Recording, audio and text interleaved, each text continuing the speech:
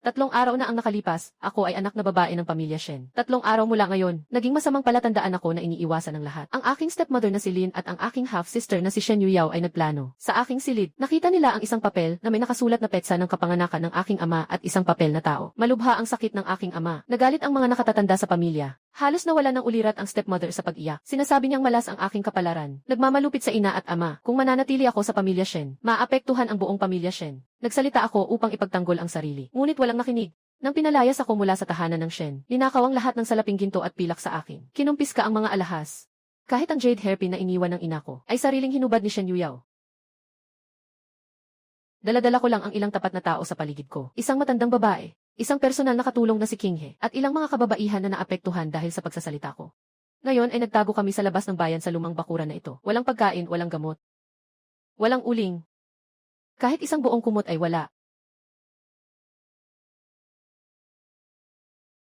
Babae, huwag kang matakot.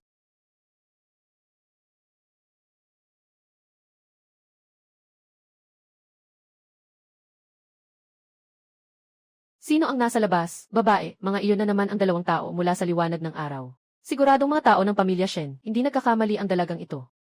Narinig kong pinalayas siya. Walang nag-aalaga sa pamilya Shen. Ah, ang dalagang ito. Ang ganda, siguradong mabibenta. Sa timog, tiyak na maraming pilak. Huwag magmadali, maghintay ng ilang araw. Puro mga babae ang nasa bakuran. Sakit na maliit na sakit. Sa oras na iyon, hindi na kailangang mag-effort. Pihitin ang pintuan. Kung maglakas loob silang pumasok, sasalubungin namin sila ng buong tapang. Ginoo, wag na po kayong mag-alala sa amin. Kung talagang hindi na kaya, maghanap kayo ng pagkakataon na makalabas. Basta't buhay ka. Makakasiguro ang kaluluwa ng asawa mo sa langit. Lola. Hindi ako mag-isa. Pero walang pero. Maghahanap ako ng paraan.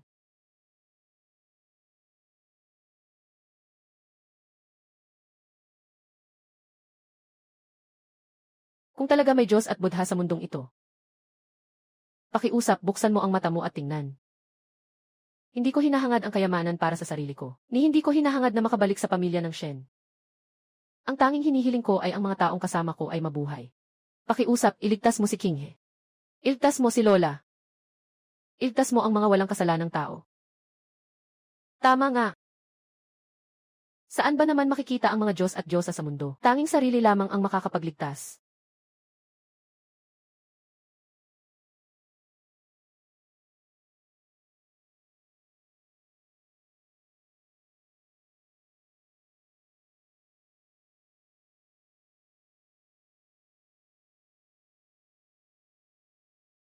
Bukas, magdaos tayo ng huling live sale. Kung mabebenta, mabebenta. Kung hindi, ibigay sa mga loyal na tagahanga.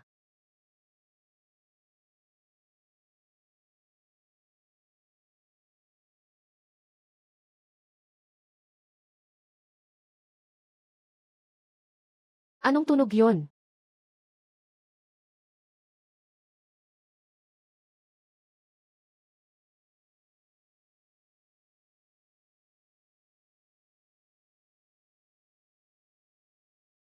Cross-border Routewell system activated. Sino ang nagsasalita? Nakatagpo na nakabinding host na si Lin Wei. Nakabinda daluyan, Lin Century Roach Ancient Well.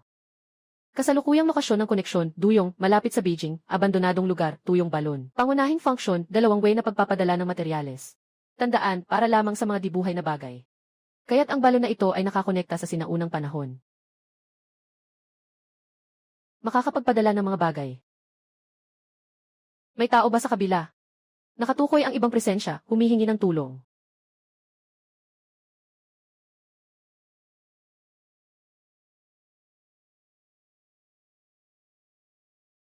Sino ka? Ako si Lin Wei. Gumagawa ako ng pulbos at pangkulay. Kanina ba ay humihingi ka ng tulong? Ako si Shen Mingyu. Isa akong babae mula sa angkan ng Shen sa dinastyang Dayong. 3 araw na ang nakalipas, pinagtaksilan ako ng aking stepmother at pinalaya sa bahay. Ngayon, wala na akong makain at gamot. May sakit at gutom. Sa labas, may mga tao na nagmamasid. Gustong hulihin kami at ipagbili. Kung maririnig ng dalaga. Kung may paraan ang dalaga. Pakiusap, iligtas mo sila. Huwag kang lumuhod, huwag kang lumuhod. Naririnig ko. Huwag ka munang mag-alala, magpaplano ako. Tunay bang gustong tumulong sa atin ang dalaga?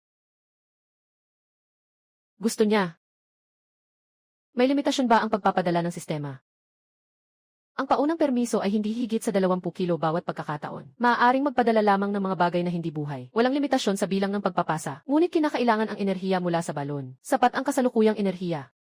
Makinig ka sa akin. Mayroon akong ilang gamot at pagkain dito. Mayroon din akong mga bagay para sa init. Ang pinakamahalaga sa inyo ngayon ay ang pasyente at pagkain. Tama ba? Mataas ang lagnat ni Kinghe at hindi bumababa. Malubha ang ubo ni Lola. Nakatigil na rin kami sa pagkain. Bumalik ka sa bahay at alagaan ang may pinakamasamang sakit. Huwag silang hayaang mahanginan. Kung makakapag-init ng tubig, gawin mo ito. Kung hindi, alagaan mo na lang ang apoy. Maghahanda ako ng mga bagay-bagay. Babalik agad. Naitala ni Mingyu. Huwag mo munang isipin yan. Mahalaga ang makaligtas. Pupunta ako kumuha ng bagay. Huwag kang lumayo sa balon. Babalik ako at ituturo ko sa iyo kung paano gamitin ang gamot. Pampababa ng lagnat, gamot sa sipon, at pampawala ng pamamaga. Mainit na galing sa pakete ng luya. Pulbos ng glucose. Malinis na tuwalya para sa termos. Compressed na biskwit.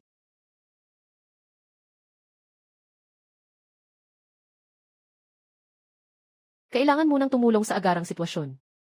Huwag magpadalos-dalos.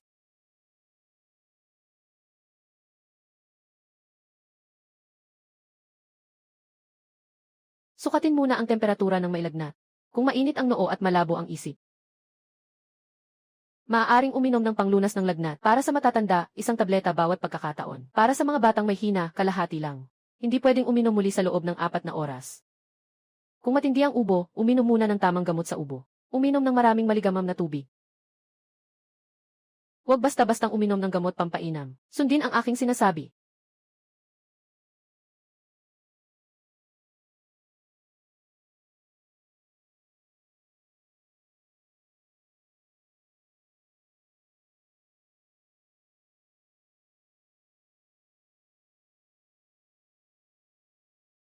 Shen Mingyu, nandyan ka pa ba? Nandito ako, ipapasa ko na ang mga bagay. Huwag kang matakot.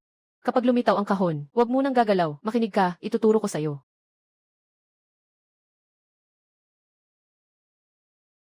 Kung ibabagsak mo ito ng direkta, hindi ito mababasag. Sa proseso ng pagpapasa, ang mga bagay ay mapapalibutan ng enerhiya.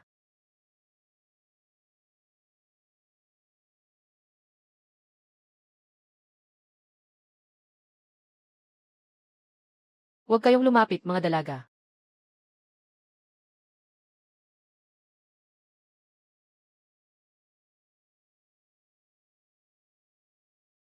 Unahin ang batang may lagnat. Anong pangalan niya? Si King. Tingnan muna kung gaano kalala ang lagnat niya. Naglagay ako ng puting maliit na stick para sa pagsukat ng temperatura. Pindutin mo ang switch. Ilagay sa ilalim ng kanyang kilikili. Pigilin ng mabuti. Hintayin siyang umingay.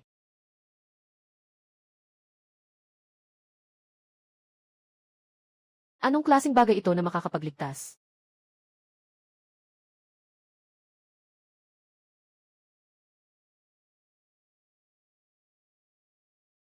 Ilan? 39.2 degrees, hindi ito mababa. Yung uri na may pulang bilog sa kahon ng gamot panglaban sa lagnat. Bata pa siya, kainin mo muna ang kalahating piraso. Siguraduhin may kasamang mainit na tubig.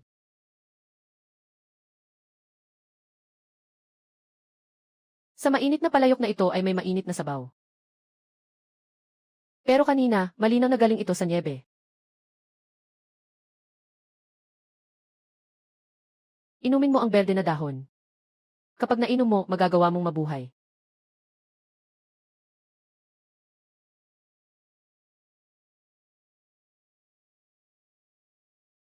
Matanda na ako. Magsimula ka muna sa maliit, huwag magmadali sa pagkain. Mag-ingat sa lamig sa gabi. Huwag na muling magpasok ng hangin. Huwag kalimutang buksan ang panlabas na pakete. Idikit sa labas ng damit, huwag idikit sa balat. Magsisimula itong uminit ng dahan-dahan.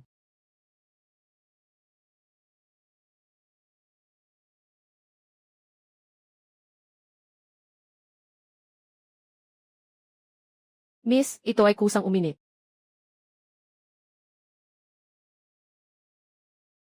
Hindi na kailangan ng apoy para uminit. Ito ang furnace ng mga Diyos.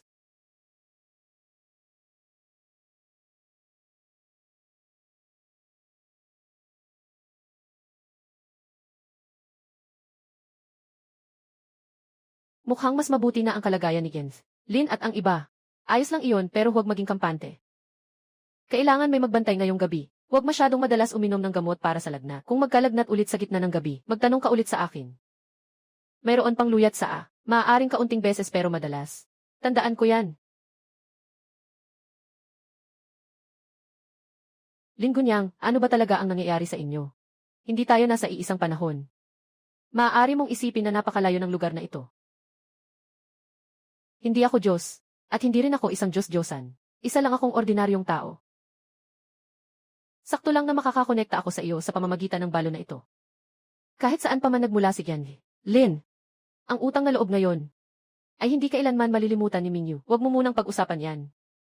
Ang pinakamahalaga sa inyo ngayong gabi ay makasurvive. Bukas, mag-iisip ako ng paraan para makapagpadala ng pagkain sa inyo. Kami ay labis na nagpapahalaga sa kabutihan ng Ginoo. Paano ka pa magpapanggap na hindi ka nahihiya?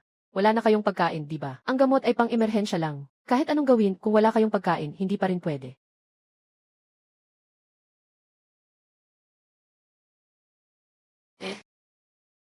Wala na kaming natitirang pagkain. Unahin muna natin alagaan ang mga may sakit ngayong gabi. Uminom ka rin ng salabat. Huwag mong hayaang magyelo ka.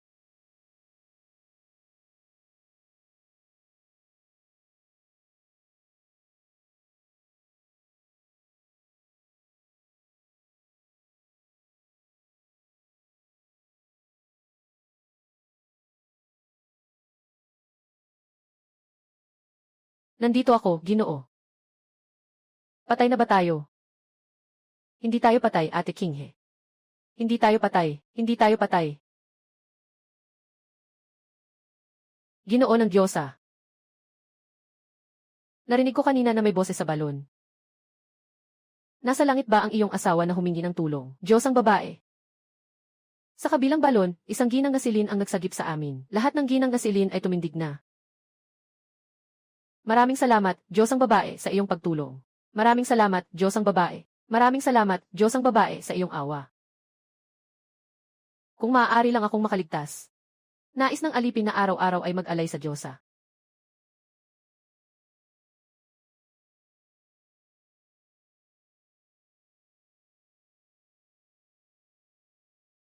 Huwag kang lumuhod, talagang huwag lumuhod. Hindi ako Diyosa. Isa lang akong karaniwang tao na gumagawa ng pulbos. Ang gamot ay karaniwang gamot din. Kumain lang kayo ayon sa dosis, huwag mag-alay ng walang dahilan. Para kailin mo siyang. Marahil hindi ito. Ngunit para sa atin. Ang ginawa ng dalaga ngayon ay katulad ng sa Diyosa.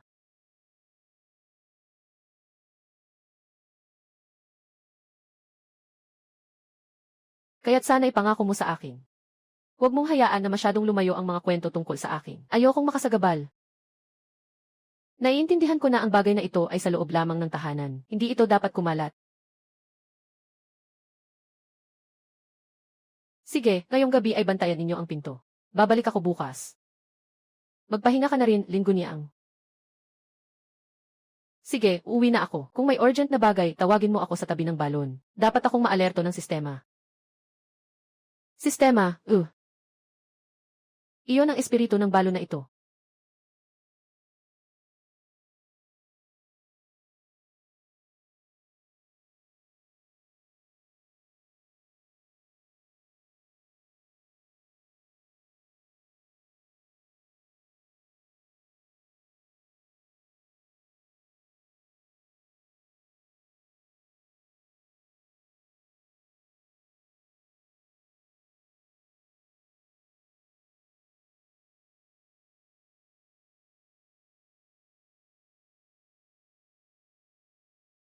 Kailangan bayaran ang renta bago mag-alas 12 bukas, yan.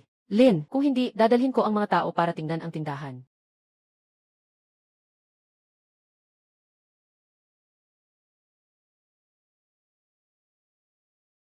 Sige na.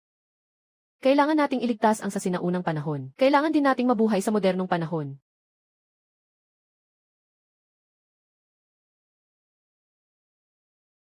Babae, kumain ka rin ng kaunti. Kumain ka muna kahit may sakit ka. Pero hindi kumain ang babae ng isang buong gabi. Kaya ko naman.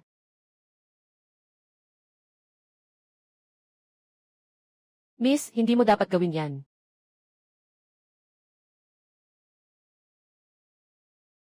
Walang anuman.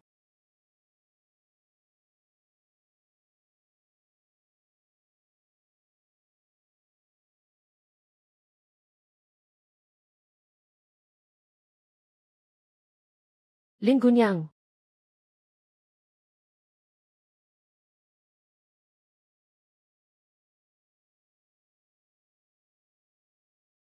Nakatanggap ng tawag mula sa Dayong Rui.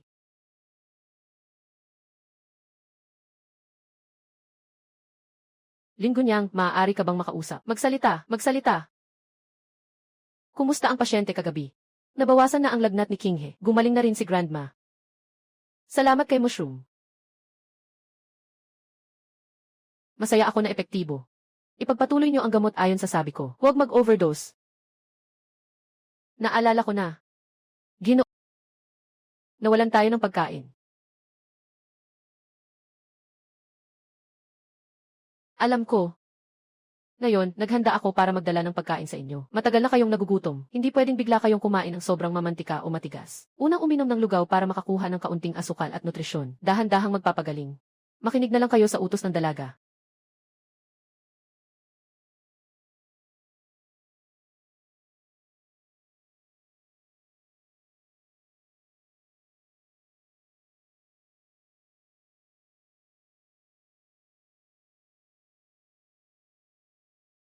Huwag magpakasawa ang mga taong matagal ng gutom. Sa unang araw, uminom muna ng sabaw na may kanin. Kaunti ngunit madalas. Ihalo ang meal replacement powder sa mainit na tubig at haluin bago inumin. Ang pulang date at snow fungus soup ay kailangang pakuluan hanggang malambot. Maaaring kainin ng mga pasyente. Madaling maluto ang noodles. Maaari ring magdagdag ng kaunting plato. Gatas na pangganda kahit matamis. Huwag kang kakain ng sobra minsan. Unahin ang buhay bago ang kagandahan.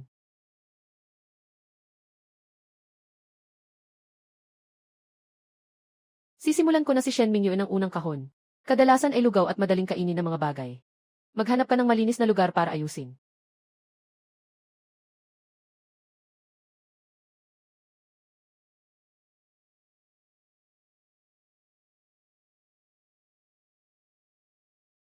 Ibuhos ang mainit na tubig. Magpakulo ng tubig.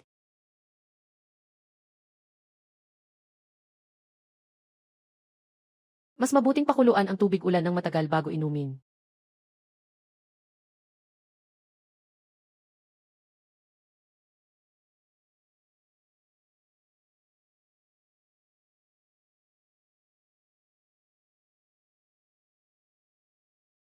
Muna, kainin mo ito, Ginoo.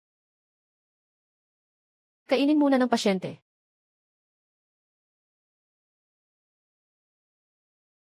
Ang bango. Ang lugaw na ito ay napakapino kahit hindi ito pinakuluan ng matagal. Ito ay bigas. Bigas na ibinigay ng Diyosa.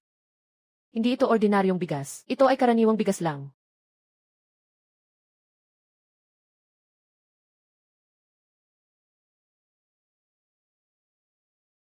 Huwag magpadala sa katamaran. Sabi ni Lin Gunyang, kapag matagal ng gutom, huwag kumain ng sobra.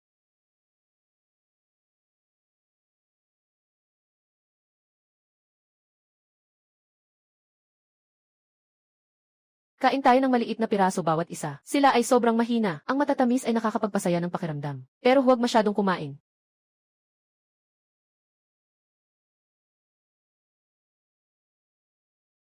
Mas masarap ito kaysa sa mga gawa ng tindahan ng mga panghimagas ng Shen Mansion. Kung masarap, kainin mo.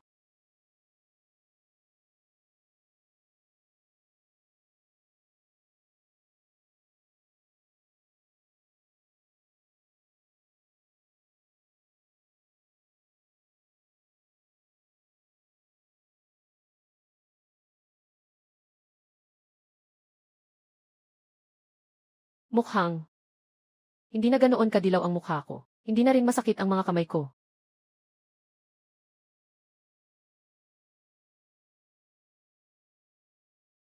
Mukhang gutom na gutom kayo noon. Sobrang lamig at kulang sa nutrisyon. Kaya naman, pangit ang kulay ng mukha. Ngayon ay nadagdagan ng carbohydrates at protina. Kapag nadagdagan, natural na gaganda ang kalagayan ng katawan.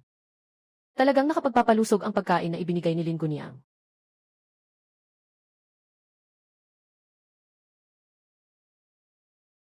Hindi ba't sinabi ng walang pagkain? Bakit may pagkain pa? Basta't huwag nang alam. Titingnan natin mamaya.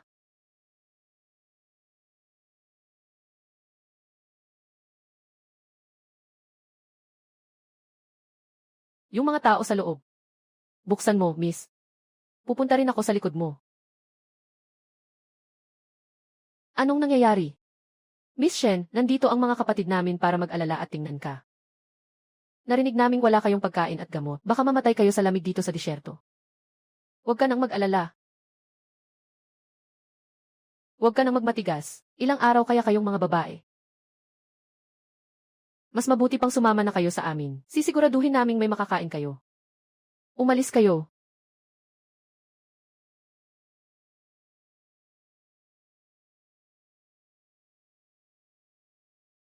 Nagbigay ng mukha pero walang hiya. Gusto kong makita kung gaano pa kayo katagal.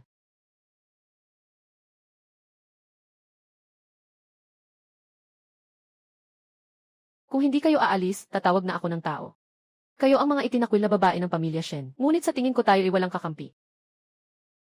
Pero kung talagang mamamatay ako dito, akala niyo ba kikilalaan ng pamilya Shen ito? Lahat ng paratang ay ibabato nila sa inyo.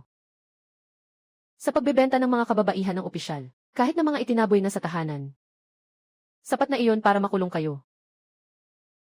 Gusto niyo bang tumaya?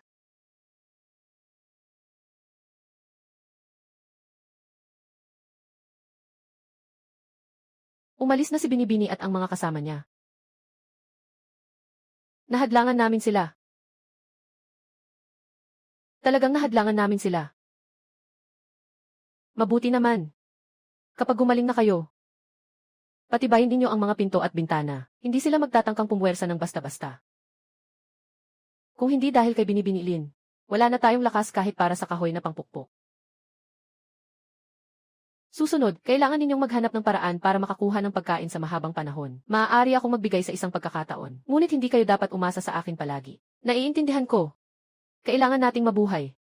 At kailangan nating umasa sa ating sariling mga kamay para mabuhay.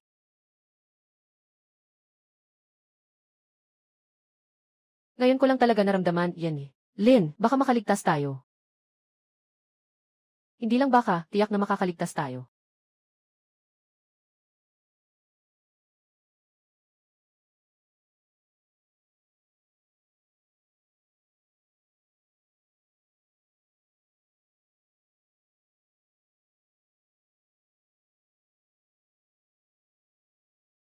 Porridge na may mga puting kabute. Minsan kumain ng pampaganda ng balat. Kaya lang paubos na ang asin. Hindi ako makagamit ng marami. Paubos na ang yelo. Alainan. Yung maliit na pakete ng asin na ipinadala ni Mugu. Matagal na naming nagamit ng maingat. Hindi ito mabibili sa bayan. Noong nakaraan, hindi rin kayo makabili ng grain sa bayan. At pati asin, hindi rin mabili.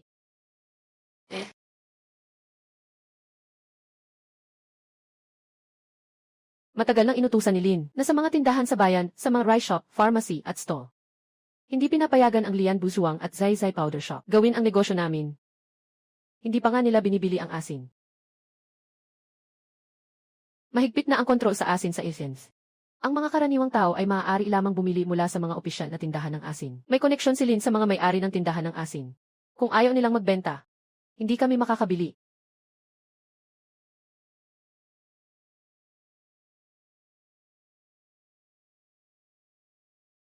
Ano ang nangyari sa tela at pulbos? Ngayon, ang mga damit natin ay luma na. Wala rin tayong pampaganda. Kung lalabas tayo, hindi maiiwasang makilala tayo bilang mga itinaboy ng pamilya Shen. Ang mga tindahan sa bayan ay ayaw magbenta sa atin. May ilan pang humihiya sa atin sa harap ng iba. Noong nakaraang pagkakataon, nagtanong ang alipin sa may-ari ng tindahan ng magaspang na tela. Kapag narinig mong tao mula sa paligid ni Goknyo, diretsong sinasabi na ang pera na ginamit ng masamang espiritu ay malas. Mag-alis na tayo. Gusto lang nilang wala kayong makain. Wala kayong masuot. Walang gamot, walang dignidad. Hanggang sa hindi na kayo kayanin. Kailangan na kayong ibenta o lokohin. O kaya ay sumuko na lang, bumalik at humingi sa kanila.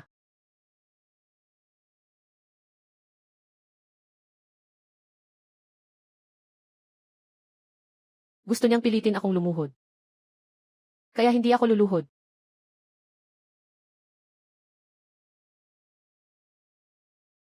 Kulang ba ang mga plato? Mahirap ang kulang sa tela sa ngayon. Pero marami akong papel na pangkulay dito. Hintayin mo ako sandali.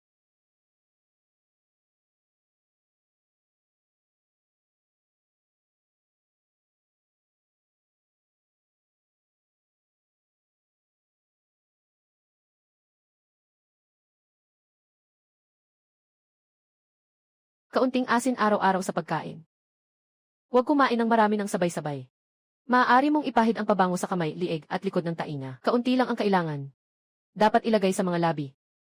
Kung maputla ang kulay, maaari itong ipahid ng manipis, huwag magpakasobra. Gamitin ang lapis ng kilay sa dulo ng kilay. Huwag masyadong pisilin. Maglagay ng manipis na layer ng moisturizer pagkatapos maghugas ng mukha, para maprotektahan ang balat at maiwasan ang pagkapunit. Ang pagiging marangal ay hindi para mangakit ng iba. Ito ay para ipaalala sa sarili na hindi ka natitinag.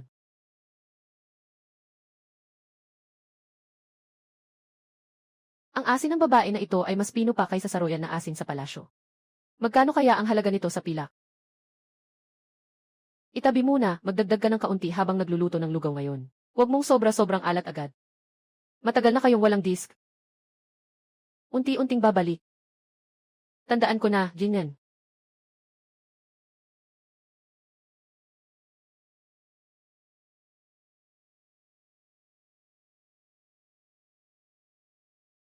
Miss, sa tingin ko, dapat may lakas na sa katawan.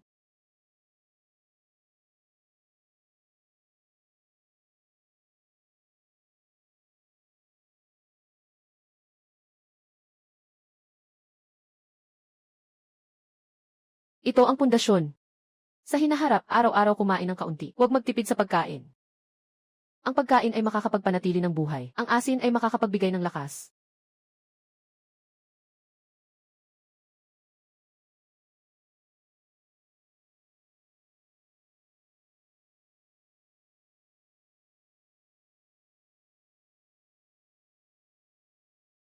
Shen Mingyu. Hindi na kayo mga taong naghihintay na lang mamatay. Kumain ng sapat, manatiling mainit, alagaan ang katawan. Ito ang paraan para mabuhay. Maghugas ng mukha, alagaan ang mga kamay, maglagay ng lip balm. Ito ay para ipaalala sa sarili. Maaari pa kayong mabuhay ng marangal. Gusto ng pamilya Lin na mapahiya kayo. Gusto nilang hindi na kayo mangahas humarap sa iba. Gusto nilang maramdaman ninyo na mas mababa kayo sa iba. Kaya dapat kayong maging malinis. Tumayo kayong maganda at maayos.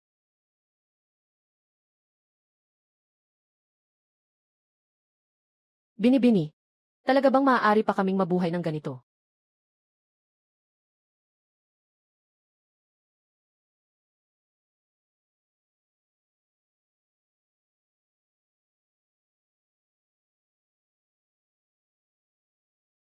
Hindi masakit ang dalaga ah. Isa-isa lang. Parang hindi na ako mukhang tumatakas, dalaga. Talaga namang hindi dapat. Maganda na ang kulay ng iyong labi.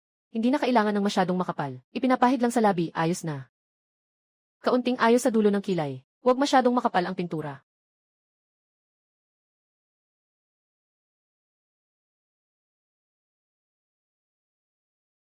Bata pa ang dalaga at Ginoo.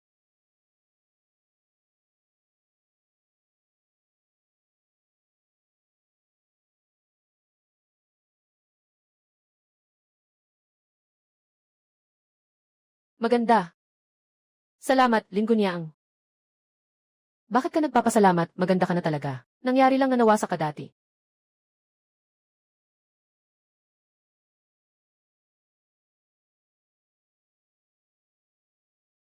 Anong nangyari? Nandyan lang ang bahay namin sa susunod na nayon. Nakita ko kayong parang kulang sa panggatong ilang araw na ang nakalipas. Ngayon ay nagputol ako ng kaunti pa. Iniisip kong ipalit ito sa kaunting sinulid o lumang tela.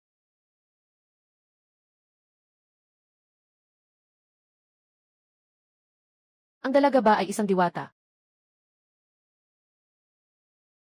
Isa lamang siyang pansamantalang nakatira dito. Kung may mga bata sa bahay, maaaring dalhin ito upang matikman. Salamat, dalaga.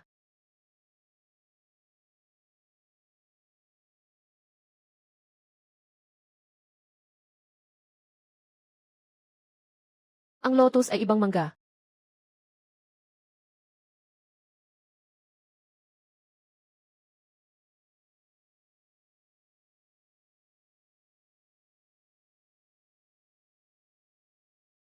Muling umalis ang mga babae. Matapang sila sa mahina, takot sa malakas. Nang makita nilang hindi tayo mahina, di na nila basta-basta matapang, haha. Ito ang kahalagahan ng pamamahala ng imahe. Ang pamamahala ng imahe ay pagpapakita na malinis kayo. May disiplina sa itsura, kaya iisipin nilang hindi kayo madaling lokohin. Kung kayo mismo ay bumagsak, mas lalo pang magkakaroon ng lakas ang iba na apakan kayo. Kaya ang hitsura at asal ay maaari ring maging pananggalang. Yan ang ibig sabihin. Pananggalang. Ginoo. Ngayon ko lang naintindihan. Hindi lang asin at pampaganda ang ibinigay mo sa amin. Ano iyon? Ito ay ang lakas para muling maging tao. Kaya't gamitin mo ito ng maayos.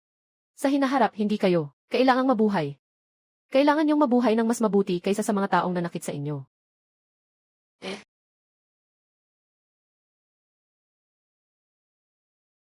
Ayan, Gil. Lin, kung isang araw ay makakapagtaguyod tayo ng sarili nating tahanan, gusto kong gawin ang mga bagay na sinabi mo. Mga pabango, mga labi. Mga produktong pampaganda. At para sa mga katulad natin, na nangangailangan ng muling pagtayo. Sige, kapag mas naging matatag kayo, ituturo ko sa inyo. Magtipid sa pagkain. Kaya nating magtagal. Ngunit ang umupo at kumain ng walang hanggan ay hindi pang matagalang solusyon. Tama ang sinabi ng dalaga. Maraming tulong ang ibinigay ni Lin Guniang sa atin. Hindi tayo maaaring umasa sa kanya palagi. Kaya simula ngayon, kailangan nating matutong gumawa ng mga bagay. Ang mga bagay na kayang gawin ni Lin Guniang ay ang paggawa ng pulbos at pabango. Alam din ang mga paraan para sa magandang balat. Sang-ayon na siyang turuan tayo. Kung matututo tayo, makakapagtrabaho tayo sa hinaharap gamit ang ating sariling kamay. Ang ganitong magandang bagay mula sa dalaga. Kaya ba nating matutunan? Kung hindi, mag-aral ng maraming beses. Ang kasanayan ay hindi likas na natutunan. Babae, matututo ako. Basta't makakatulong ako kay Gunyang. Anumang bagay, matututuhan ko. Matanda na ang katulong. Hindi na kasing ganda ng paningin noong kabataan. Ngunit kaya ko pa ring maghugas, magpatuyo at magbantay ng apoy. Handa na. Ngunit dito, kaunti lamang ang aming kagamitan. Natatakot na hindi makuha agad. Walang problema, simulan natin sa pinaka-basic.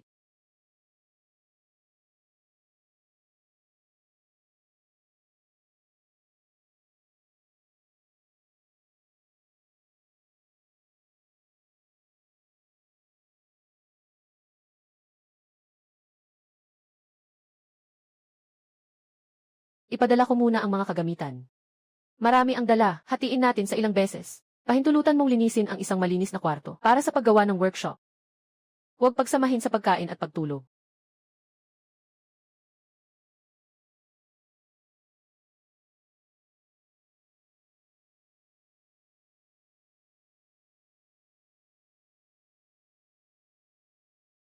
Ah, ito ang telaan. Ito ay isang maliit na manu-manong telaan. Para sa pagsasanay muna, hindi ito angkop para sa malaking produksyon. Ngunit makakatulong ito sa inyo na matutunan ang prinsipyo. Sabi ni Lin Gunyang, ito ang telaan para sa pagsasanay.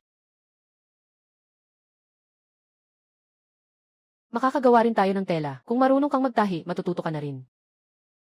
Magsimula sa simpleng patag na tela.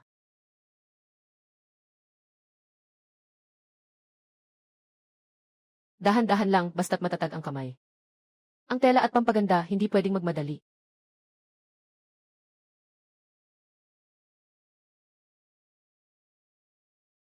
Talagang nakagawa na. Ang pino, mas makinis kaysa sa mga magaspang na tela natin.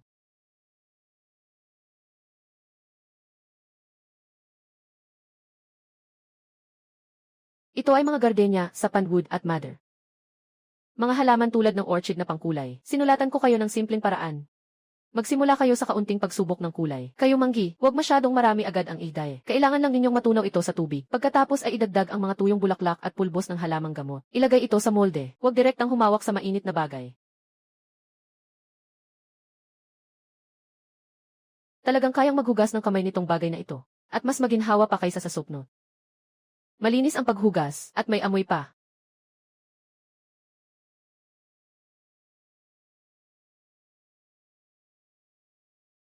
Huwag lang basta tignan na lang. Haluin mo ng kaunti, huwag lang pasukan ng tubig.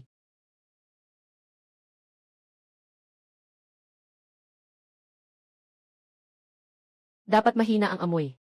Kung masyadong malakas, magmumukha itong mura. Madali ring magdulot ng pagkahilo. Isinulat ko.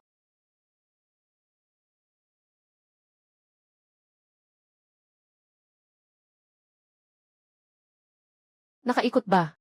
Kung hindi masira, masyadong marami lang ang kulay.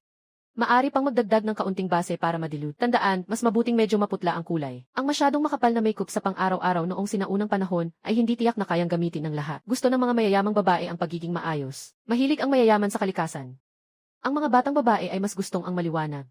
Kung gusto mong magbenta ng kulay, dapat itong paghiwa-hiwalayin. Sobrang akma ito para sa linya ng produkto. Ibinabahagi ang mga bagay sa iba't ibang kategorya. At ibinibenta sa iba't ibang mga customer. Tulad ng mga eleganteng estilo, masayang estilo, at pampalusog na estilo, walang duda.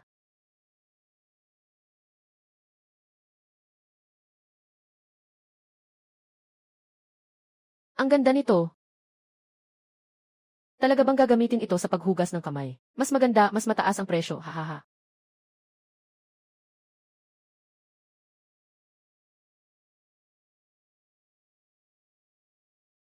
Hindi matigas ang kamay ng dalaga.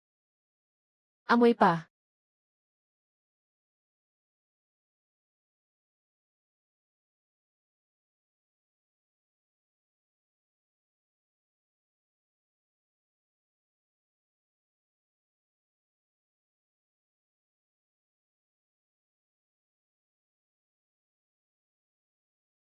Kinyo, ang yu sa pangalan mo ay malinis. Ang yu ay malinis din.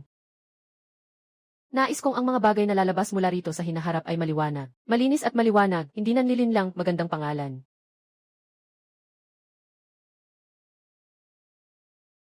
Hindi lang kayo dapat umasa sa akin para sa mga gulay. Bagamat mahirap magtanim sa taglamig. Pero pwede namang magtanim ng mga mabilis na tumutubo na gulay. Bibigyan ko kayo ng mga buto. At simpleng pampainit na pelikula.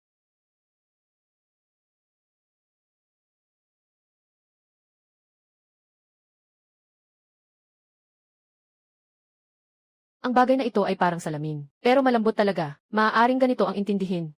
Nakakapigil ito ng hangin at nag-iinit para mas mabilis lumaki ang mga punla.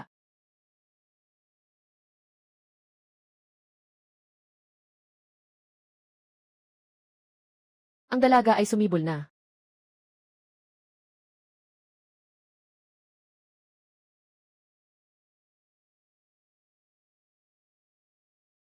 Maganda ang pagkakasulat mo ng slogan. Ang slogan ay mga salita sa karatula. Halos ito ay para sa mga tao na makakarinig at gustong bumili. Nourishing skincare. Mga bulaklak at damo para sa kagandahan. Hindi matigas pagkatapos maligo. Dapat ito ay totoo. Huwag palakihin kung maganda ang pakiramdam mo pagkatapos gamitin. Babalik ang mga customer. May mataas na kamalayan si Boss Shen. Ginoong Shen. Siguradong magiging boss ang dalaga sa hinaharap. Matalino ang ating dalaga. Kayang-kaya niyang pamahalaan ang isang tahanan. Paano pa kaya ang isang tindahan? Hindi lang ito sa akin. Kung talagang makakapagbukas tayo ng negosyo sa hinaharap. Ang Kinyufang ay magiging tahanan ng lahat. Ang mga marunong gumawa ng trabaho ay kayang kumita sa kanilang kasanayan.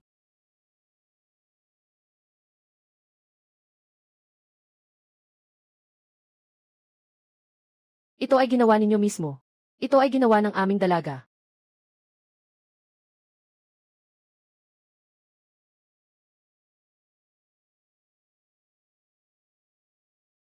Ay naku, talagang kakaiba ito.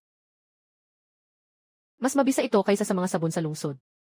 Kung ibebenta ito, ang mga mayayaman sa lungsod ay tiyak na mag-aagawan dito. Sabi ni Tiazhao na wala namang masama. Sabi niya, ang sabon ay napakaganda, hindi niya maubos gamitin. Sabi pa niya, kung maaari itong gawing mas mura at mas malaki, maaaring bilhin ito ng mga tao sa probinsya. Kaya dapat itong hatiin sa dalawang uri ng bulaklak. Ang mas detalyado ay ibenta sa mga babae sa lungsod. Ang parisukat at simpleng disenyo ay ibenta sa mga karaniwang tao. Nagsimula ka na sa pagsegment ng merkado. Kung kailangang maibenta ang paninda, kailangan mong malaman kung sino ang bibili at kung magkano ang kaya nilang ibayad. Binibining Lynn, maganda ang itinuro mo sa akin. Ngunit kung ibebenta lang ito sa mga mayayaman, masyadong eksklusibo naman iyon, dapat kayang bilhin at gamitin ito ng mga karaniwang babae. Mga bagay na nagpoprotekta sa balat. Gugulangan, mabilis na ba tayong makakakita ng pera? Kaya hindi na ba tayo matatakot sa pamilya Shen?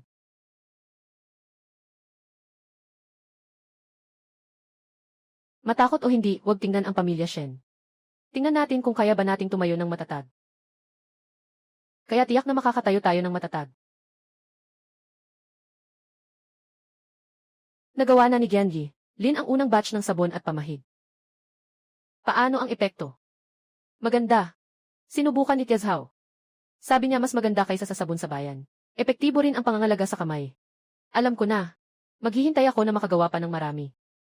Gusto kong makakita ng pagkakataon na maibenta ito ng formal. Pwede, pero huwag munang magmadali na pumasok sa bayan. Naka-schedule ang stepmother mo para sa iyo. Ang biglaang pagpapakita ay may panganib. Alam ko. Kaya gusto kong magpalit ng mga pangangailangan sa malapit na nayon. Hintayin munang kumalat ang balita. Pagkatapos ay humanap ng tamang pagkakataon. Mas maingat. Dapat ay matatag ang kalidad ng produkto. Itala ang mga sukat at oras ng bawat formula. Huwag ibenta ang mga nasira. Mas mahalaga ang reputasyon kaysa sa unang kita. Shen Mingyu. Mukha ka ng tunay na boss. Dahil din yan sa magandang pagtuturo ni Lin Gunyang, ibinigay ko lang ang mga bagay sa iyo. Talagang ikaw ang nagbago ng lumang bakuran upang maging workshop. Ay ikaw mismo.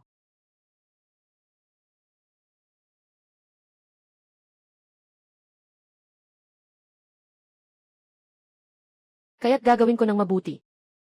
Upang makagawa ng isang lugar kung saan makakapag-isa ang mga babae.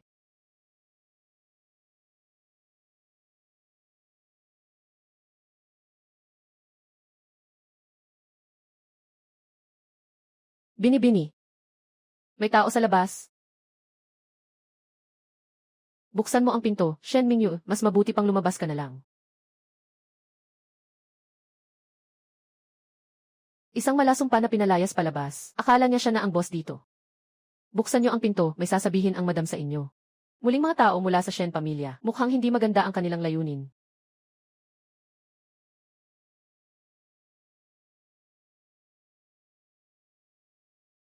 Isara ang pinto ng bakuran. Huwag kayong magpapalayo-layo, marami sila, mga binibini. Hindi laging kapaki-pakinabang ang maraming tao.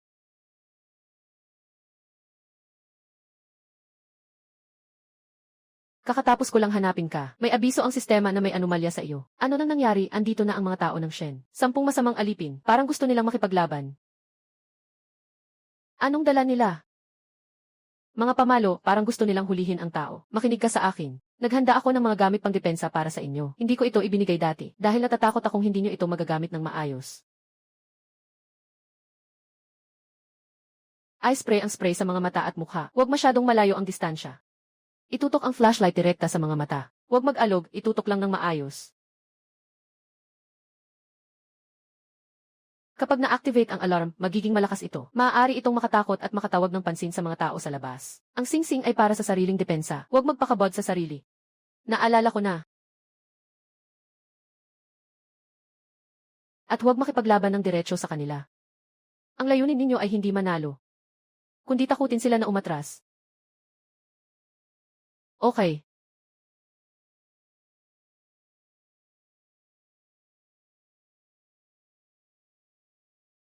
Spray it towards the eyes. Shine the flashlight in the eyes. Ano itong kagamitan? Talagang nakakasakit ang bagay na ito, guni-guni. Hindi ito nakakasakit. Ito ay pangdepensa. Tandaan, huwag gamitin na walang ingat hanggat hindi pa tapos.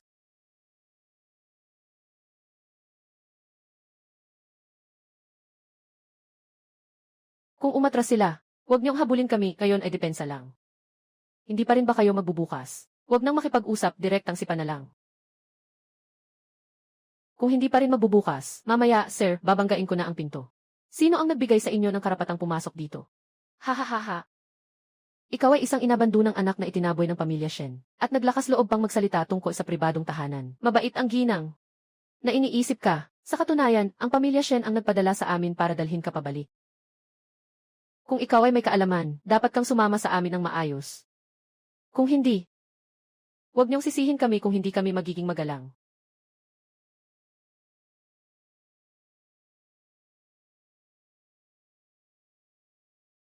Talaga bang gusto niyong makipag-away? At ano kung makipag-away kami? Akala mo ba kaya mo pang baguhin ang sitwasyon? Makipag-away na.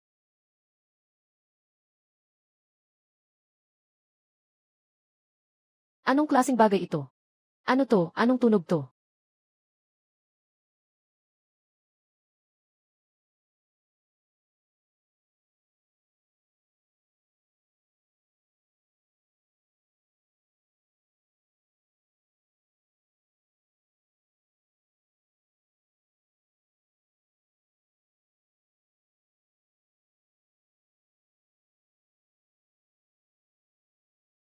Hindi ko na makita ang anumang bagay sa aking mga mata.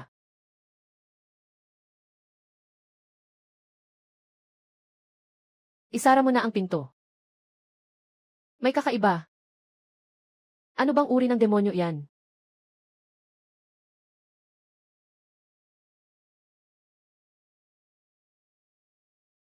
Huwag magpanik, mga maling daan lang yan. Pasukin mo na, ah.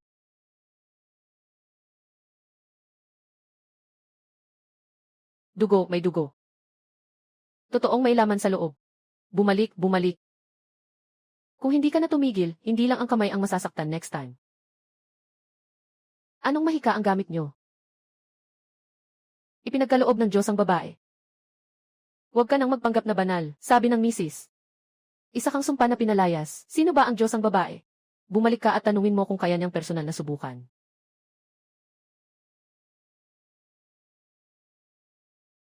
Talagang may kakaiba sa loob ng bakuran. Pagpasok mo, makikita mo ang dugo. Huwag nang magsalita, umalis na tayo. Bumalik ka at sabihin sa ginang. Huwag nang lapitan ang lugar na ito.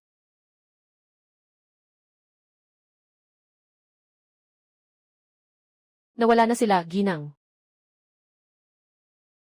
Nawala na. Yung mga bagay kanina ay ibinigay ni Lin Guniang. Ang galing. Kapag nag-spray, hindi sila makabuka ng mata, parang mga Diyos sa alamat.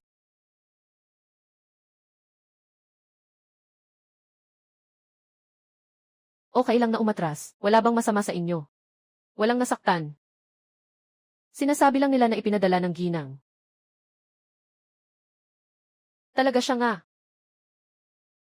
Akala niya siguro na kung magpadala ng ilang masamang alipin, ay matatakot kami at aalis.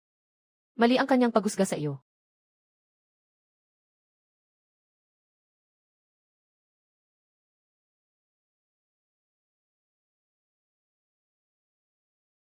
Shen Mingyu, magaling ang ginawa mo ngayon. Kung wala si Lin Guniang, hindi ko rin magagawa ito ngayon. Iyon din ang iyong kakayahan, at mas determinado ka kaysa sa akala ko. Ang ibang tao kapag nakuha ang mga bagay na ito ay malamang na maguguluhan at magpapanik. Ngunit ikaw, nakakayanan mong panatilihin ang sitwasyon. Ginoong Lin, maaari bang bigyan mo ako ng ilang dagdag na bagay? Mga spray para sa mga lobo at alarm, tama ba?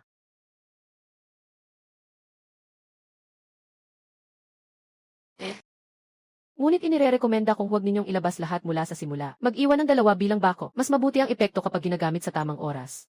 Naiintindihan ko na kahit umalis na ang taong iyon ngayon, may galit pa rin siya sa puso. Kung babalik siya sa susunod, dapat mas matakot sila. Shen Mingyue, kailangan mong maging maingat mula ngayon. Siguradong magdadagdag sila ng kwento pag uwi nila ngayon. Alam ng pamilya Lin na hindi ka basta-basta. Maaaring magbago ng taktika. Alam ko na hindi siya darating ng isang beses lang. Kaya mas kailangan mong ingatan ang King Yufang. Ako ang bahala, Lin Guniang. Ito. Mga mahahalagang bagay pang depensa. Sa hinaharap, maaari mo rin kaming turuan kung paano ito itago at gamitin. Siyempre, maaari. Bukas, gagawin ko ang isang mas detalyadong gabay sa pangdepensa para sa iyo. Paano kaya magtago sa manggas? Paano mag-ayos sa tabi ng pinto? Paano mapapawalang sigla ang kalaban pagpasok nila sa pinto? CJ, Kung malaman ng ginang, baka mas lalo pa nilang kami kamuhian. Baka mas lalo pa nilang kamuhian. Naaalala niya na galit na siya. Galit siya na hindi ako namatay.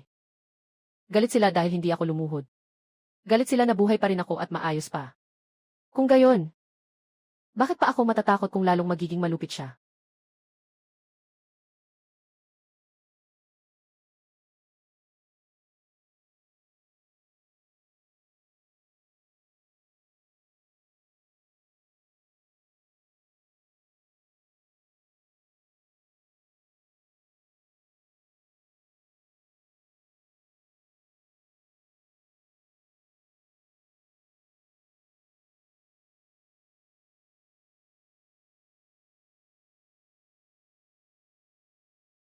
Binibini, ano ito? Patatas, kamote. Mayroon ding ilang buto ng gulay na panlaban sa lamig at pwedeng kainin. Siyempre, pwede naman kainin, at talagang mataas ang ani. Talagang mataas ang ani. Bagaman sapat ang pagkain ninyo ngayon para sa ilang panahon, ngunit hindi dapat kayong umasa lamang sa akin. Kailangang maging pangmatagalan at matiwasay ang King Yufang. Kailangan kayo mismo ang magtanim at mag-imbak ng pagkain.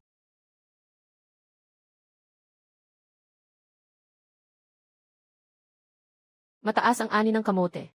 Magtanim muna kayo ng kaunti bilang pagsubok. Sinulatan kita ng mga hakbang. At isang simpleng greenhouse, gumamit ng kawayan at plastic. Kahit malamig, makakapagtanim ka ng gulay. Ang mga sanga ng kamote ay pwedeng i-cutting, lalong dumadami. Mag-ingat sa mga patatas, huwag kumain ng mga tumutubo o berde. May lason, itago sa malamig, tuyo at madilim na lugar. Kung talagang mataas ang ani ng mga dalaga, hindi ba't mas mahalaga pa ito kaysa sa bigas? Ang mga bagay na makakapagbigay buhay ay mahalaga. Linggo niyang, ipapagawa ko ang lupa. Huwag masyadong magmadali.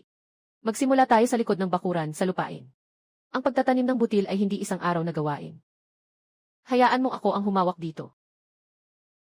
Gusto ko rin matutunan.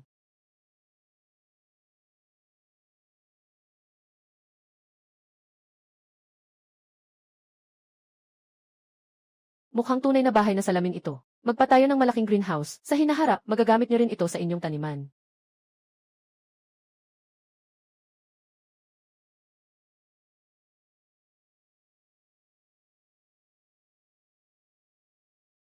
May panganib ng hindi normal na pinagmulan ng apoy sa paligid.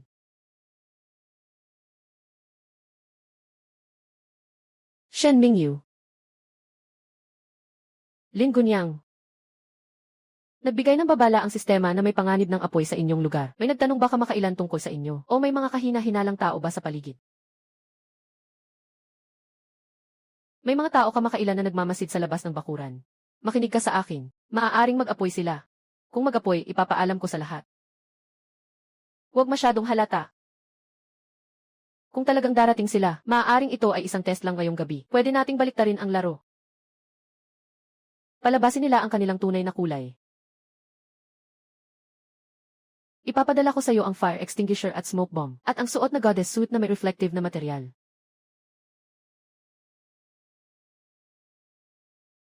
Dapat subukan muna ni Shen Mingyu ang fire extinguisher para takutin. Huwag hintayin umakyat ang apoy. Hindi marunong gumamit. Okay.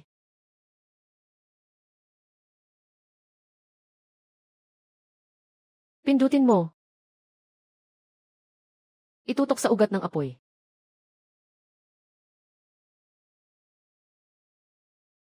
Maaari itong patayin kahit walang tubig.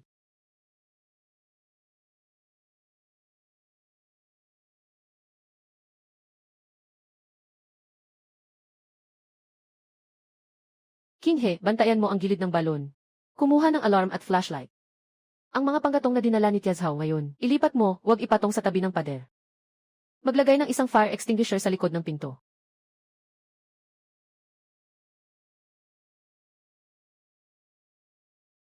Nagdidikit ng Diyos-Diyosan sa pader. Nagdidikit din sa tabi ng balon. Ang iba ay nagpahinga lang tulad ng dati. Pero huwag matulog ng nakasuot pa. Magsuot ng maayos at pakinggan ang ingay. Agad na pumunta sa bakuran sa likod.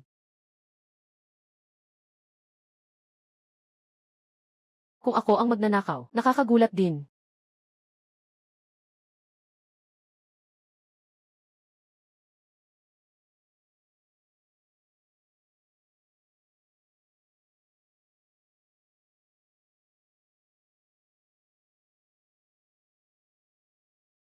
Bilisan mo na, umalis na tayo. Sabi ng ginang Shen. Kapag nagliyab na, tatawag tayo ng demonyo para magdala ng apoy. Natatakot ang mga tao sa nayon dito.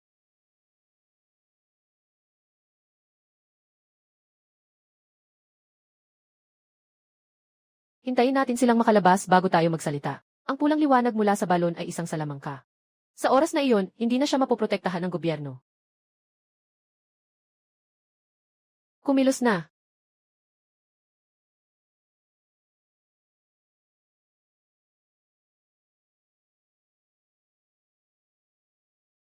Anong bagay ito?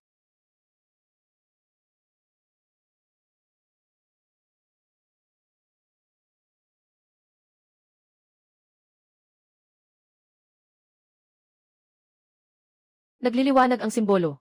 Ano itong kakaibang lugar?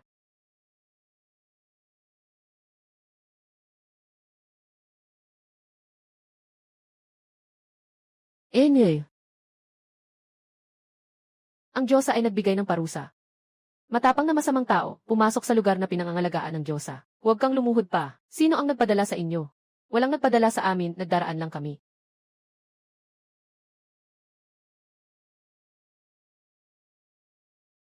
Patawad, patawad. Patawad, ito ay mula sa Ginang Shen. Ito ay ang Ginang Shen na nagbigay ng pera. Inutusan kaming mag-apoy sa gitna ng gabi. Sabi niya, sunugin ang bakuran. Tinawag kayong mga demonyo. At pinapayagan kaming ipakalat ang balita tungkol sa pulang liwanag sa balon. Sinasabi na gumagamit kayo ng masamang mahika para manakit. Hindi namin ito ginusto. Siyang nagbayad para kami makapunta rito. Kumuha ng papel at panulat. Sumulat ng salaysay. Hindi ako marunong sumulat. Kaya't ilagay ang iyong daliri sa tinta. Isusulat ko ang inyong pirma. Sino man na magsalita ng kaunti ay mananatili. Ihintayin ang hatol ng Diyosa.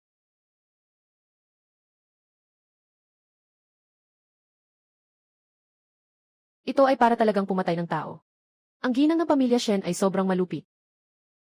Walang ibinibigay na daan para mabuhay. Pakisuyo, magpatotoo ka. Pupunta ako sa opisina para magreklamo. Sasamahan ko si Ginyang na maglakad. Lungsod at bayan.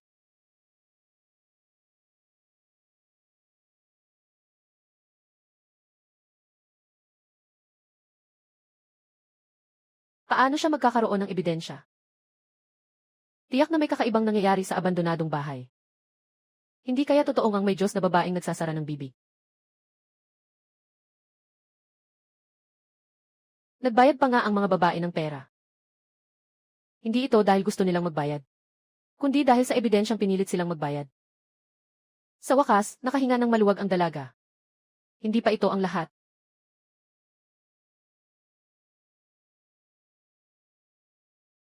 Magandang resulta. Maganda, salamat sa fire extinguisher smoke bomb ni Ginang Lin. At sa divine dress. Pero pangunahing dahilan ay mabilis ang iyong reaksyon, at saka, napapanahon ang kanilang pag-amin. Marami na silang nasubukan na walang ebidensya. Shen Mingyu.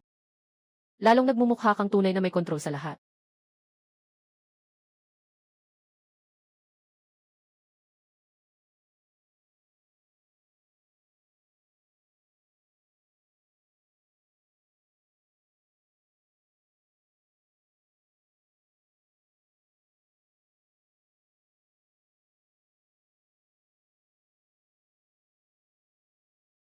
King.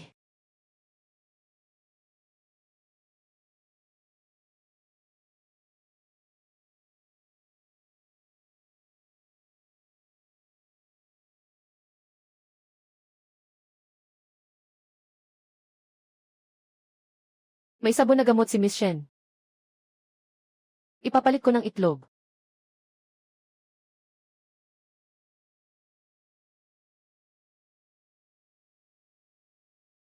Yung si Aunt Zhao sa King Yufang. Maganda ang sabon mula sa King Yuefang. Ang lip balm na gawa ni Gianli. Shen ay may banayad na kulay, hindi katulad ng mga pang-alis ng peka sa lungsod na pangkaraniwan. Totoo ngang epektibo ang pangangalaga sa kamay. Kahit taglamig, hindi nagkakaroon ng hiwa ang kamay kapag nagtatrabaho. Narinig ko na si Gianli. Shen ay disipulo ng Diyos, kaya siguro may ganitong magagandang gamit. Ayan, Gil. Lin, gusto kong bilhin ang abandonadong paaralan. Bilhin na. Kahit sirang-sira dito, pero dito kami muling nabubuhay. Ngayon, dito kami nagtatanim at nag-aasikaso ng mga bisita. Kung walang nagmamay-ari at naninirahan dito, sa huli magkakaroon ng problema. Kailangan malinaw ang pagmamay-ari. Ang pagmamay-ari ay kung kanino talaga ang bakuran na ito. Tama ka, mas mabuti kung bibili tayo at agad na magpaparehistro. Sa hinaharap, hindi na ganoon kadali para sa sinuman na paalisin kayo. Yung perang nawala ng pamilya Lin noong nakaraan, at yung mga bagay na nakuha kamakailan, ay sapat na para sa paunang bayad. Inutusan ko na si Lizeng na kunin. Ang may-ari ng lumang bahay na ito ay matagal nang nalugmok. Nais ng mga susunod na henerasyon na ibenta ito sa mababang presyo. Maganda, nagsimula ka ng maglaan ng mga ari-arian. Mabuti ba iyon? Mabuti iyon kapag may sarili kang lupa. Makakabuo ka ng sarili mong bahay. Babae, mula ngayon, ito na ang atin. Naway magkaroon ng kapayapaan ang Ginoo sa langit. Makakaramdam na rin kayo ng kapanatagan.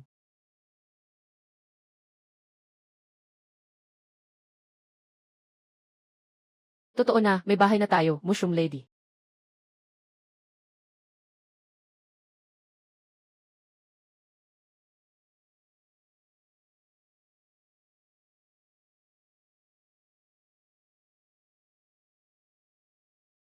Maligayang pagbubukas, Boss Shen. Salamat, Mushroom Lady Lin.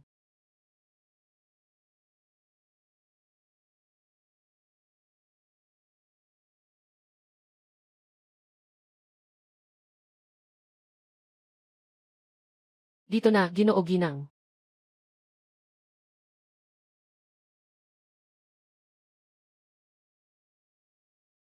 Hindi matapang ang ointment na ito.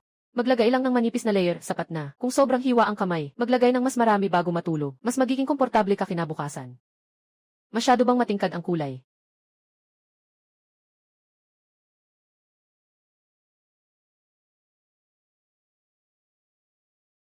Ito ay pang-araw-araw na gamit, banayad ngunit hindi pangkaraniwan. Kung gusto mo ng mas masaya, maaari itong maging coral red.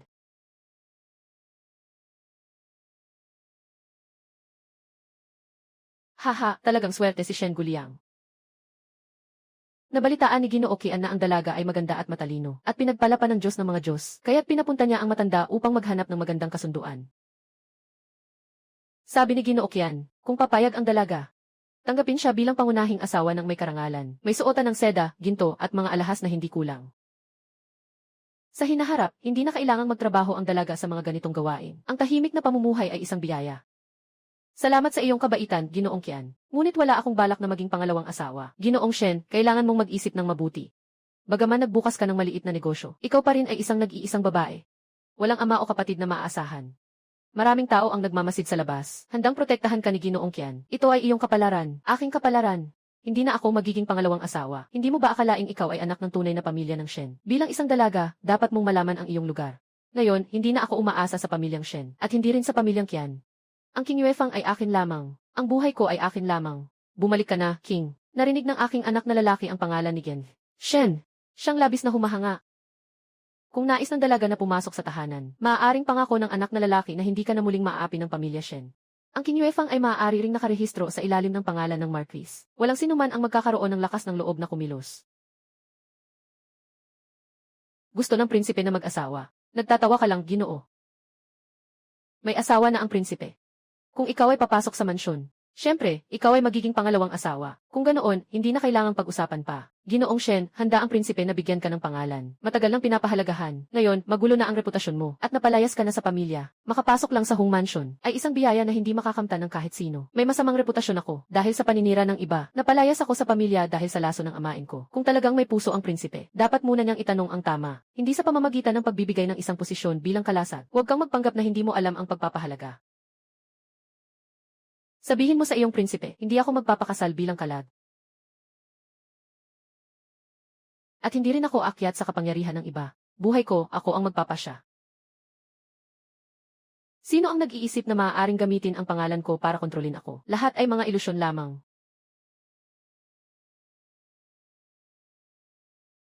Sabi ni Genji, Shen, ayaw niyang magpakasal at maging pangalawang asawa. Sabi niya, siya na lang ang bahala sa buhay niya, at siya na rin ang maghihiganti.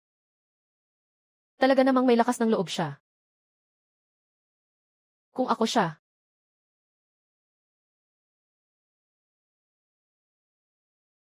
Gusto mo bang bumili ng mga bagay? Wala akong pera. Kaya ano ang pakay mo dito? Narinig ko na si Ginoong Shen dito ay tumatanggap ng tao para magtrabaho. Pinapalayas na ako ng asawa ko. Hindi tinatanggap ng pamilya ko. May ilang salaping natira sa akin. Marunong akong maglaba, marunong akong magtahi at kaya kong gawin ang mabibigat na gawain. Kung sakaling tanggapin mo ako, babae, ayoko ng bayad. Hiling ko lang ay isang pirasong kanin. Anong pangalan mo? Matututo ka bang magtahi, Eliu? Matututo ako. Hindi nagtuturo ang King Yufang sa mga walang silbi. Kung mananatili ka, kailangan mong matutong gumawa ng mga bagay. Maghabi at magtanim. Kung maganda ang gawa, maisahod sa hinaharap. Kung hindi maganda, magsisimula sa pagwawalis ng bakuran. Handa akong matuto ng kahit anong bagay. Sa King Yuefang, hindi uso ang basta-basta na lang lumuhod. Sabi ng aming dalaga. Ang mga taong kumikita sa kanilang kasanayan, hindi kailangang lumuhod sa lahat ng tao. Pumasok sa aking liwanag ng buwan. Sundin ang aking mga alituntunin ng liwanag ng buwan. Gampanan ang kani-kanilang tungkulin. Masigasig na maglingkod. Maghabi at magdyan ng tela ng maayos. Gumawa ng mga pang-ayos sa maliit na hardin.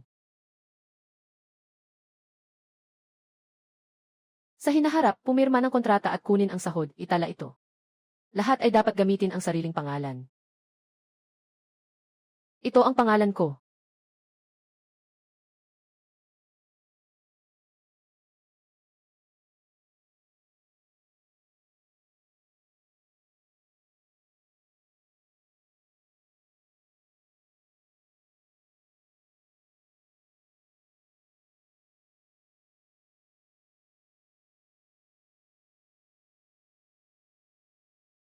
Kumusta ang araw mo ngayon?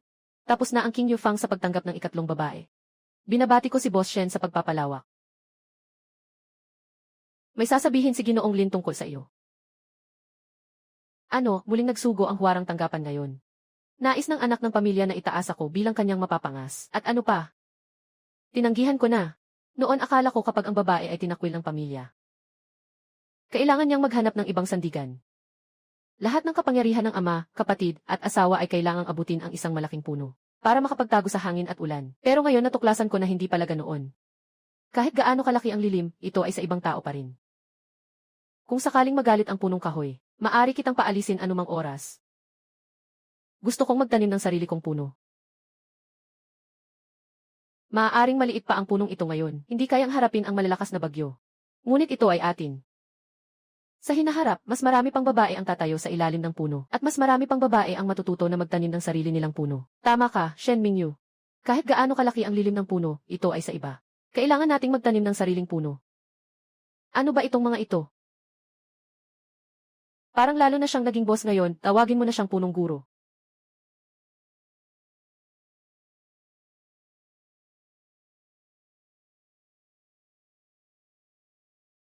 Ginoong Liu, anong nangyari sa inyo? Ay, may nangyaring masama sa bayan. Anong nangyari? May ilang pamilya sa silangang bahagi ng bayan na mailagnat at ubo. Walang ilang araw ay may namatay na tao. Pagkatapos ay kumalat ito ng paunti-unti. Pinasara ng gobyerno ang ilang kalye, ngunit hindi pa rin ito mapigilan.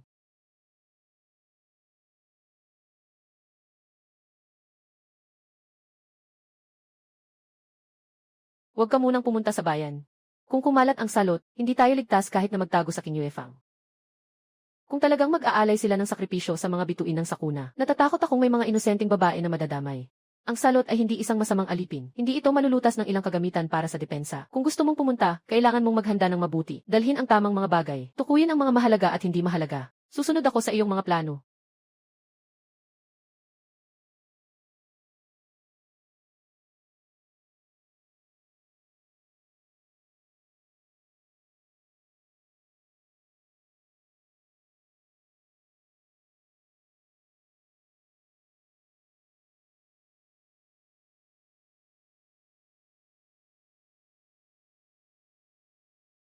Malubha ang sakit sa lungsod ng pamahalaan. Kailangan kong dalhin ang isang grupo. Delikado masyado ang dalaga. Hindi makaalis ang dalaga sa King Yuefang.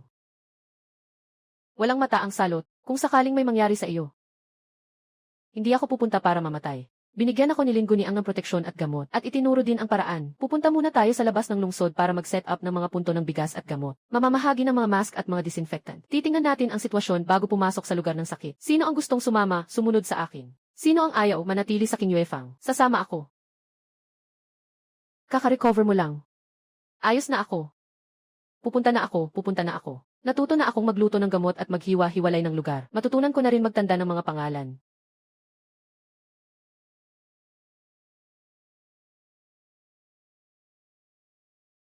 Ako si Shen Mingyu mula sa Kinyuefang. Dala ko ang mga kagamitan pangdepensa at gamot. Pakipag-ugnayan na lang sa gobernador. Handa akong tumulong sa pag-aasikaso ng mga may sakit.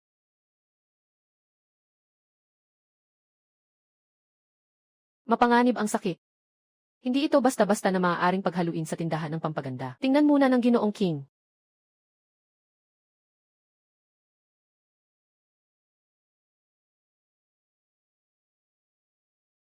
Ihiwalay ang mga pasyente sa mga hindi pa nagkakasakit. Takpan ang mga damit. Pakuluan ang maruming tubig. Sino ang sumulat nito? Isang dalagang lin na may kaalaman sa medisina at mga paraan ng pag-iwas sa sakit. Kung patuloy na hayaan ang mga pasyente na magsama, mas mabilis lang lalagan ang sakit. Pahintulutan ng nakakataas, kami ay tutulong sa paghahati-hati ng mga pasyente. Kung talagang mapapabagal ninyo ang pagkalat ng sakit, itatala kayo ng opisina bilang nagtagumpay.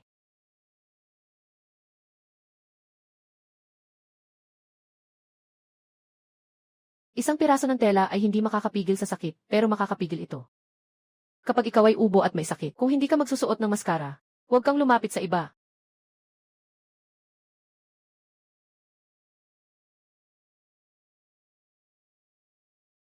Siyempre, kailangang mag-ingat sa paggamit ng gamot. Huwag mag-overdose. CJ,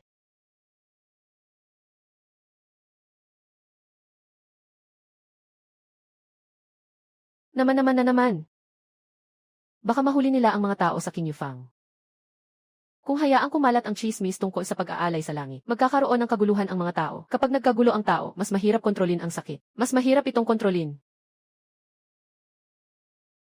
Sino mang nag-udyok na hulihin ang tao para sa sakripisyo, ay dapat parusahan sa ilalim ng batas ng kaguluhan. Kapag may sakit, kailangan ihiwalay. Dapat pakuluan ang inuming tubig. Dapat palaging maghugas ng kamay. Huwag magtipon-tipon. Huwag mag-aksaya ng mga inosenteng tao para sa sakripisyo. Si Qiangi, Shen ang nagligtas sa aking anak. Hindi ako nag-iisa. Kasama ang doktor. Ang pamahalaan at lahat ng sumusunod sa batas ay tumulong. Kung nais mong mas maraming tao ang mabuhay, huwag magtipon-tipon. Huwag magkalat ng chismis. Ang gamot ay epektibo ng napakabilis. Kailangan ng maingat na paggamit ng gamot, huwag lumampas sa tamang dosis.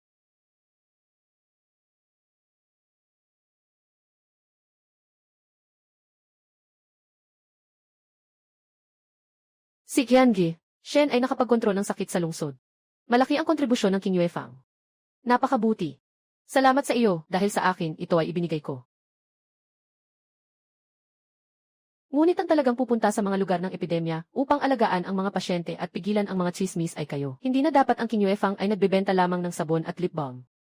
Ano pa ang dapat gawin? Gumawa ng sabon na malinis. Gumawa ng gamot na sabon. Gumawa ng mga kit para sa pag-iwas sa sakit. Gumawa ng mga aralin para sa mga kababaihan. Turuan silang maghugas ng kamay, bumasa at magtala. Itinuro rin sa kanila na huwag magpanik kapag may epidemya. Huwag hayaan ang stigma na sila'y maabuso. Gusto mong gawing mas malaking lugar ang King Yuefang.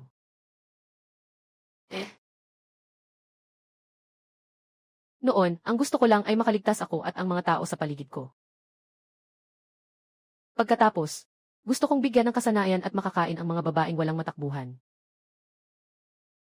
Pagkatapos ng pagkakataong ito, mas marami pa ang naisip ko. Hindi dapat babae lang ang inilalabas tuwing sakuna para ihandog sa langit. Pwede rin silang makatulong sa pagliligtas at pag-aayos ng gulo. Magtataguyod ng isang buhay na paraan. Hindi ka na isang inabandonang babae ng Shen family. Ikaw ay New Danji. Ang amo ay isang matibay na suporta para sa maraming babae.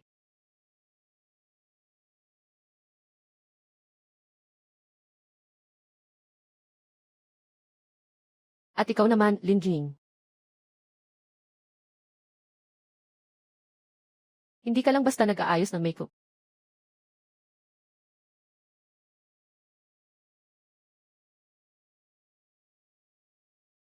Kaya't magpatuloy tayo sa ating paglalakad.